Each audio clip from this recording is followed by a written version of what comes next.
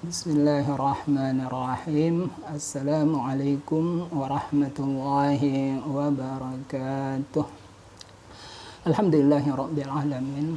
Wassalatu wassalamu ala asyrafil anbiya'i wal mursalin wa ala alihi wa ashabihi wa man tabi'ahum bi ihsanin ila yaumiddin. Para mahasiswa yang saya hormati, untuk semester 7 ini insya Allah kita akan sama-sama mendiskusikan mata kuliah yang relatif baru.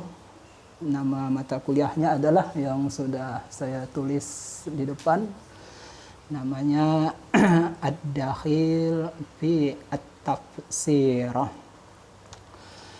Mata kuliah ini relatif baru diajarkan di Fakultas Usuluddin Al-Azhar Kairo Mesir, jurusan tafsir, pada awal tahun 1980.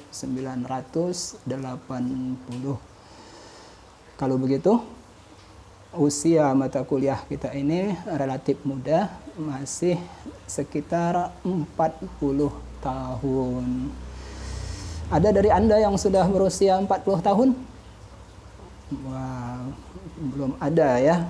Kalau begitu, walaupun mata kuliah kita ini muda, ternyata lebih tua dari usia Anda. Baik, sekalipun mata kuliah ini baru, tidak berarti mata kuliah ini dasar-dasarnya baru. Mengapa? Mustahil Al-Quranul Karim, kitab suci yang turun 14 abad yang lalu, baru ditemukan salah satu ilmunya 14 abad kemudian. Mustahil. Karena itu sebenarnya dasar-dasar mata kuliah ini sudah lama disusun oleh para ulama. Hanya saja baru disusun secara sistematis oleh seorang dosen Al-Azhar Kairo Mesir yang bernama Ibrahim Abdurrahman Khalifah. Beliaulah yang pertama sekali menulis dan mengajarkan mata kuliah ini, sehingga beliaulah dianggap sebagai penemu dan sekaligus penyusun salah satu ilmu dalam rumpun mata kuliah Ulumul Quran, yaitu Ad-Dakhil fi Tafsir. Jadi, siapa yang menyusun pertama kali mata kuliah ini? Ibrahim Khalifah, bukan Ibrahim Su'aib. Ya. Baik, nanti pada pertemuan-pertemuan berikutnya akan kita lihat bahwa Ad-Dakhil fit Tafsir sudah ada pada masa Nabi Muhammad sallallahu alaihi wasallam. Jadi mata kuliah Ad-Dakhil fit Tafsir hampir sama dengan mata kuliah At-Tafsir Al-Maudu'i. Baru ditemukan sekitar 40 tahun yang lalu, tetapi seperti tafsir Maudu'i juga sudah ada pada masa Nabi Muhammad sallallahu alaihi wasallam, tetapi baru dibukukan dan disusun secara sistematis oleh Al-Qumi pada tahun 1975. Buku yang disusun oleh Ibrahim Khalifah tersebut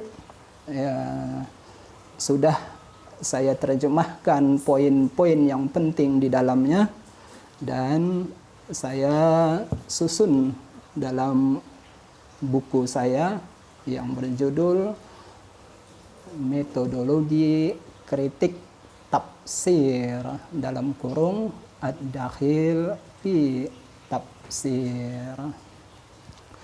Baiklah, untuk pertemuan pertama ini kita akan membahas mengapa mata kuliah kita ini disebut dengan Ad-Dakhil fi Tafsir.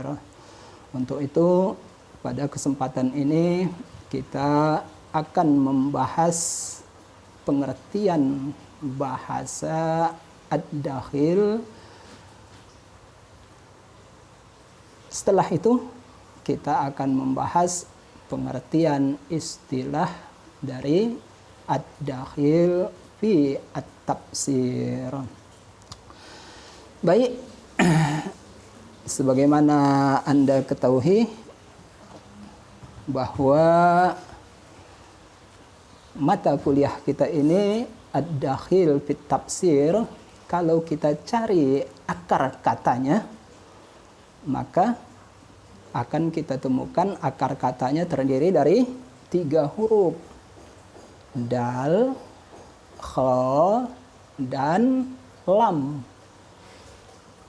Dal, kha, dan lam. Ya. Masalahnya adalah mata kuliah kita ini wazannya apa? Ya, kita lihat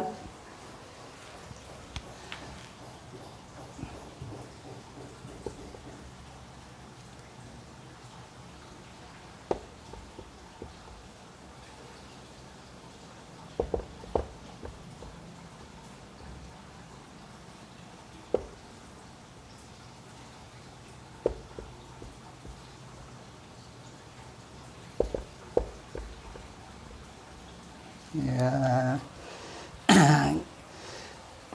Seperti yang pernah Anda pelajari di dalam ilmu sharaf, as-sulasi al-mujarrad, lafal yang terdiri dari 3 huruf tanpa tambahan, itu ada wazannya ada 6. Ya. Wazan pertama adalah fa'ala yaf'ulu. Ya. Contohnya banyak. Kataba yaktubu, nasara yansuru, ya. Dan lain-lain. Nah, wazan yang kedua, ketiga kita abaikan, kita pindah ke wazan yang keempat. Wazannya adalah fa'ila yaf'alu. Contohnya alima ya'lamu, ya bisa yaibasu, dan lain-lain. Nah, mata kuliah kita yang tadi kita sebutkan terdiri dari 3 huruf, dal, kha, dan lam. Itu kalau kita ambil wazan dari yang pertama, maka dia dakhala yadkhulu. Kalau kita ambil wazan yang keempat, ya di sini saya tulis yang kedua, padahal yang kita maksud adalah yang keempat. Maka wazannya adalah dakhila yadkhalu. Ya.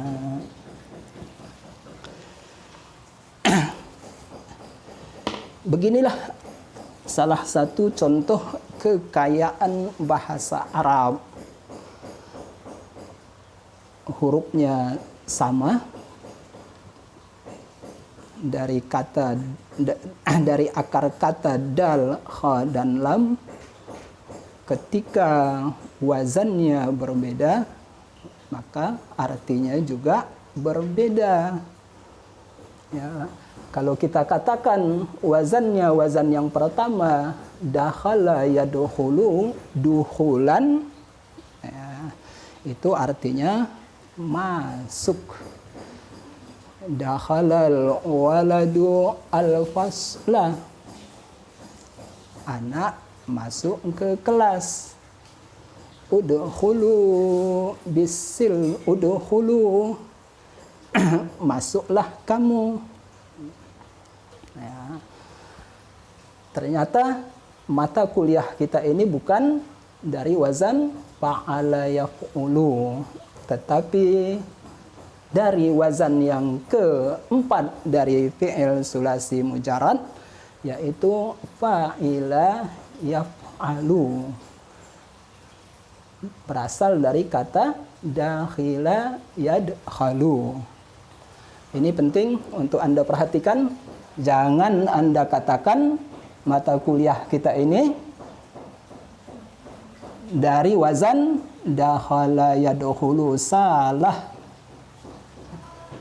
Tetapi mata kuliah kita ini dari wazan dakhila yadkhalu. Bukan yang pertama, tetapi yang keempat.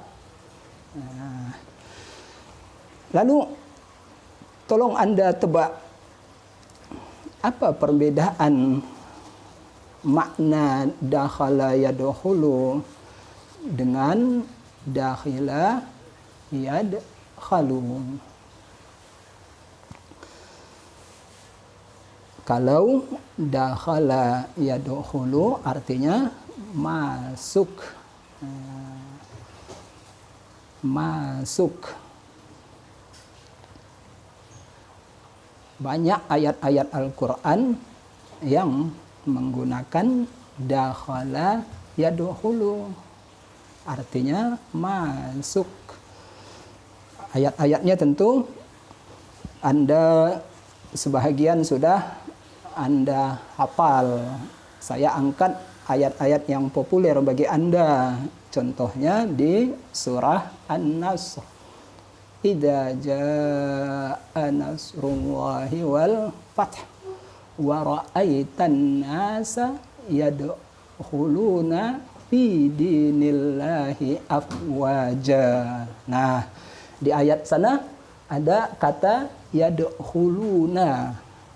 Kamu lihat manusia masuk ke dalam agama Allah secara berbondong-bondong.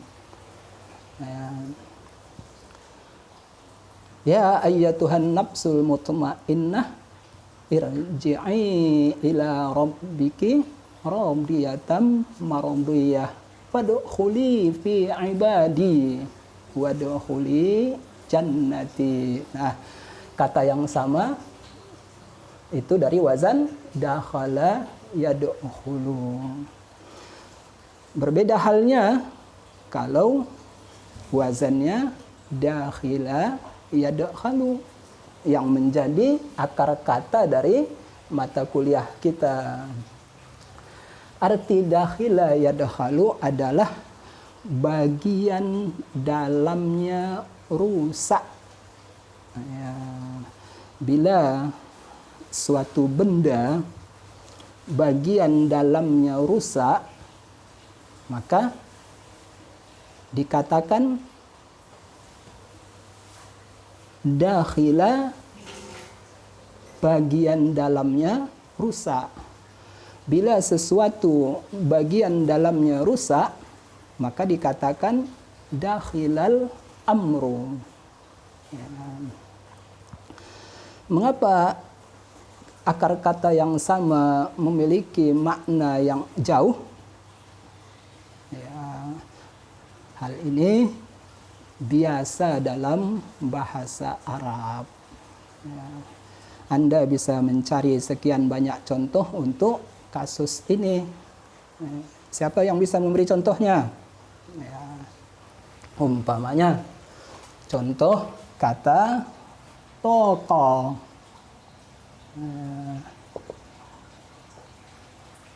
Dengan ataqa.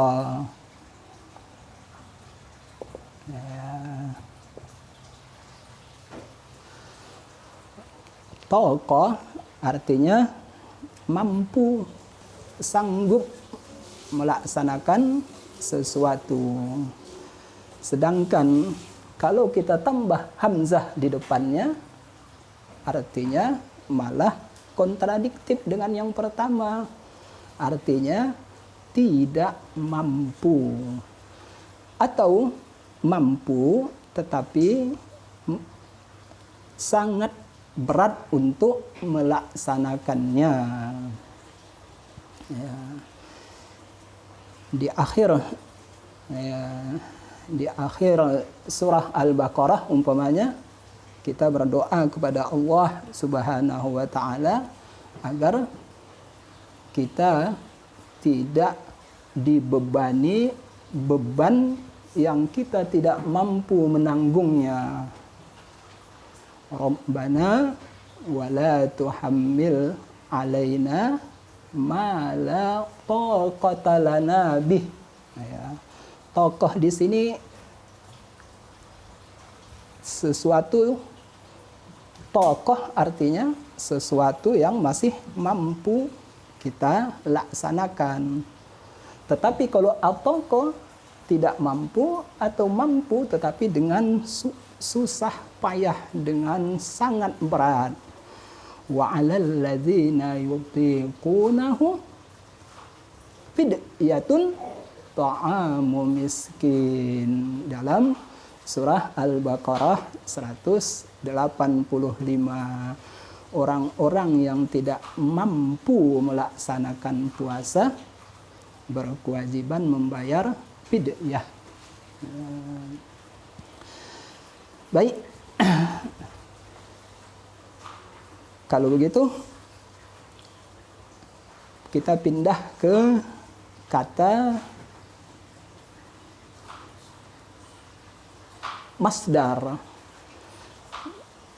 Kalau dakhala yadkhulu, masdarnya adalah duhulan.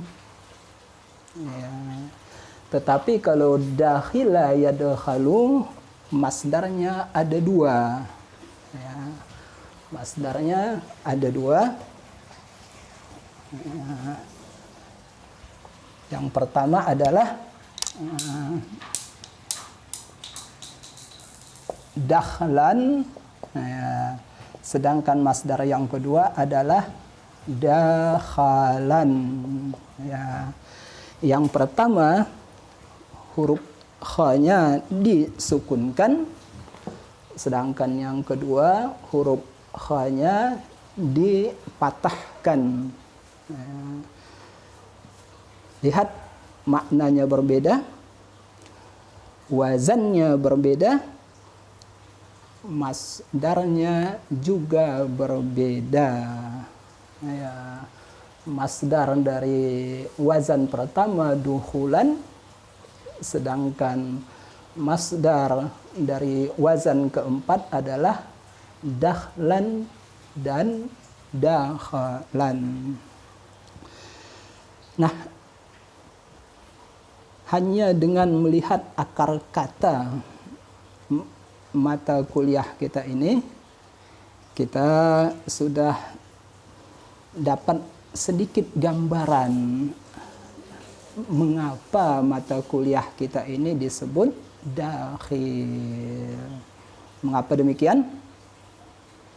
Ya, karena mata kuliah kita ini berasal dari akar kata dakhila yadkhalu, dakhlan dan dakhalan, yang artinya adalah bagian dalamnya rusak.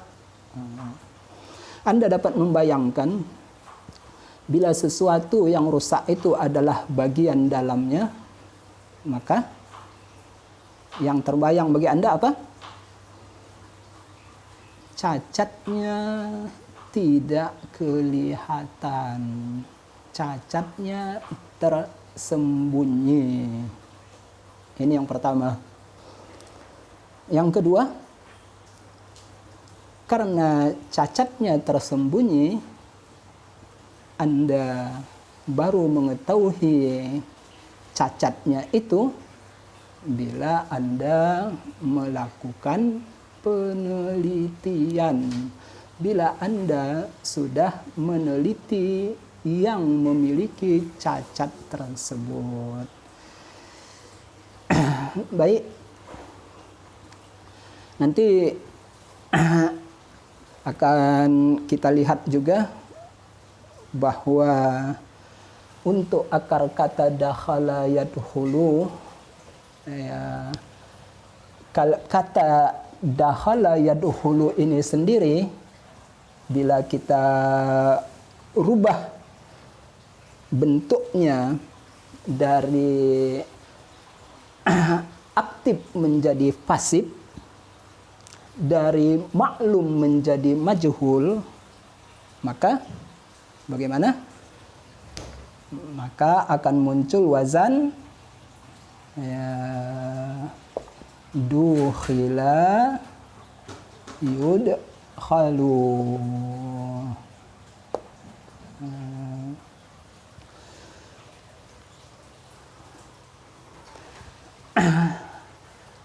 Yang wazan pertama,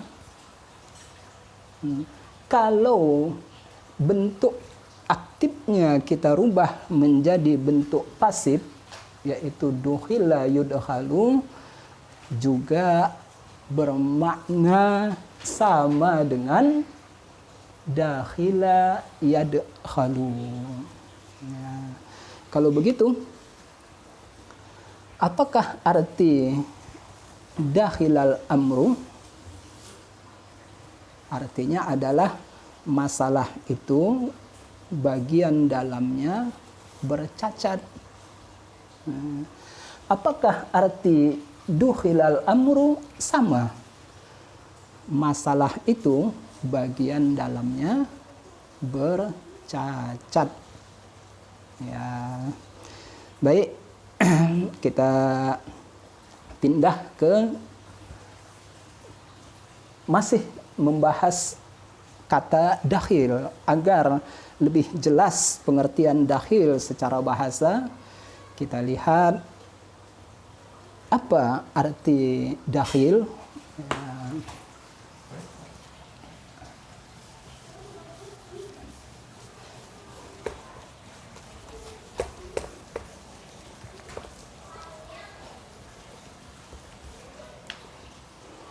Kita lihat, mata kuliah kita ini dakhilun. Ya. Kalau kita cari timbangannya, timbangan itu dalam bahasa Arab kita sebut dengan wazan. Kalau kita cari wazannya, maka kita akan menemukan fa'ilun. Ya. Ya, dakhilun, wazannya fa'ilun. Sementara semua kata Arab yang wazannya fa'ilun, maknanya tidak keluar dari 3.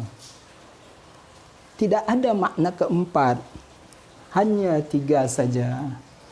Makna yang pertama apa? Makna yang pertama adalah isim maf'ul. Ya. Makna yang kedua adalah isim fa'il. Makna yang ketiga adalah masdar.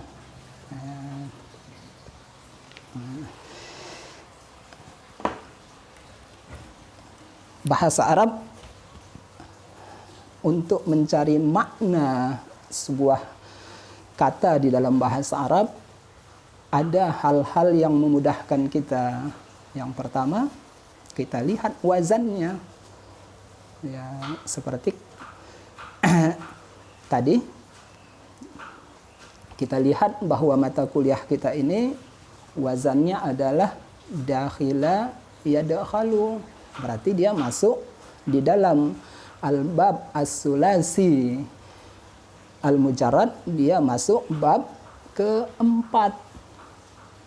Fa'ila yaf'alu, bab keempat itu memiliki makna khusus. Ya, makna yang pertama apa? Ya, makna yang pertama menunjukkan kegembiraan atau menunjukkan perasaan, seperti fariha yafrahu, hazina yahzanu, atau menunjukkan warna, hamira yahmaru, merah, ya, atau menunjukkan cacat. Nah, bukankah mata kuliah kita tadi artinya dakhila yadkhalu, bagian dalamnya ada cacat? Ya. Umpamanya apa? Ya, sa'ima yas'amu. Apa arti sa'ima yas'amu? Bosan. Bukankah bosan itu cacat? Nah. Contoh lain apa? Marida yamradu, sakit. Bukankah sakit itu cacat? Ya. Dari segi wazan kita temukan dia dari wazan bab keempat. Salah satu makna bab keempat itu adalah cacat. Ya. Kemudian sekarang dari segi wazan isimnya, ya, yang namanya dakhil. Dakhil itu wazannya fa'il. Fa'il itu maknanya mungkin isim maf'ul, mungkin isim fa'il, mungkin masdar. Baik.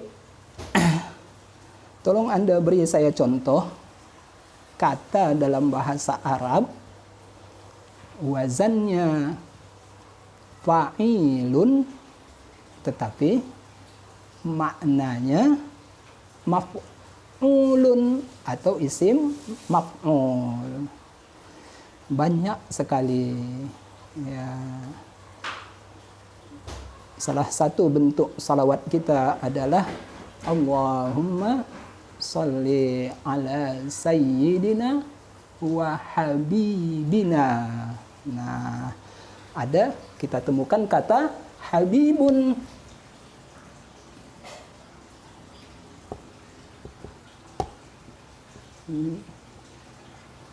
Habibun itu wazannya fa'il, tetapi artinya isim maf'ul. Arti habibun adalah mahbubun, yang dicintai, ya, bukan yang mencintai. Kalau yang mencintai itu isim fa'il. Allahumma sholli ala nabiyina wa habibina. Ya Allah, berikanlah selawat kepada nabi kami dan orang yang kami cintai. Ya. Ya. Apa contoh yang lain? Qatilun. Ya.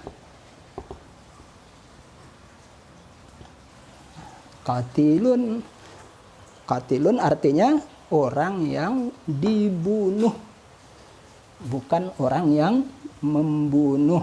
Kalau begitu, qatilun artinya maktulun. Ketika kita akan membaca Al-Quran, kita dianjurkan membaca ta'awuz, doa untuk berlindung dari syaitan. Ya, bunyi ta'awuz kita bermacam-macam. Salah satunya adalah a'udzubillahi minasyaitonir rajim. Nah, di sana ada kata rojimun. Rojimun itu fa'ilun, artinya isim maf'ul. Ya. Apa arti rojimun? Yang dikutuk, yang dilaknat. Ya. Bukan yang mengutuk, bukan yang melaknat. Ya. Baik, ada juga fa'ilun tetapi artinya isim fa'il. Ya.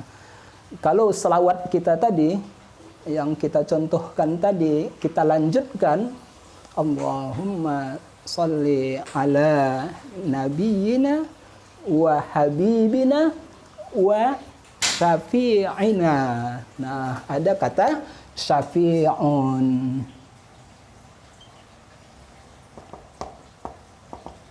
Ya.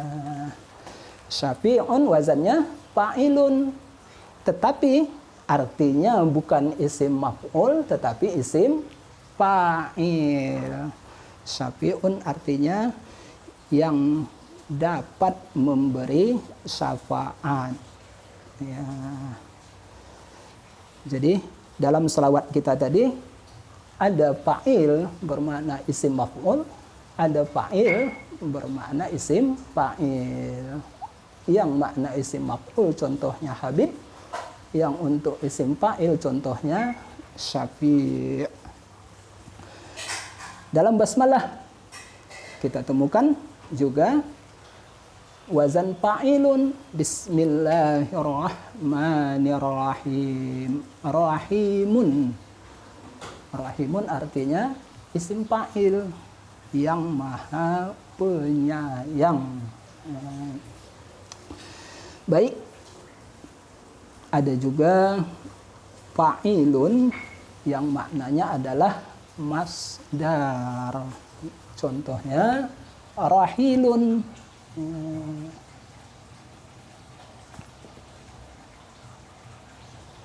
Ya. Apakah arti rahilun? Bukan orang